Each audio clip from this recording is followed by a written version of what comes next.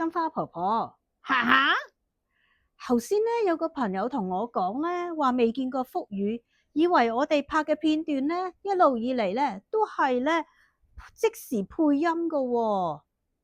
No no，我哋係用福語噶，我打聲咧就係即時嚟自你個口嗰度噶咯。係啊，嘿，金花婆婆啊，哈哈，你話咧你細蚊仔嘅時候咧，你媽媽喺灣仔碼頭嗰度同啲外國人做生意噶喎，但係佢都唔識英文，點溝通嘅咧？哦，佢就係用嗰本匈奴通用翻語錄啦。咩嚟噶？匈奴嘅意思就係佢哋啲頭髮係紅色同金色噶咯。番語就係番鬼佬嘅意思啦。哦，可唔可以舉個例子嚟睇下？嗱，英文一點讀啊。One，嗱，我哋番語錄就係讀溫度嘅溫。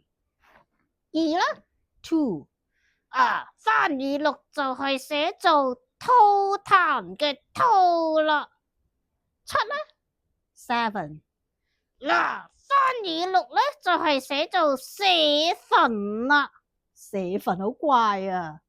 再舉多啲例子嚟睇下。如果係兔頭咧，你點叫噶？英文係 Sure。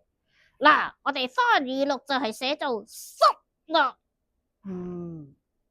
廚房咧，英文係 Kitchen。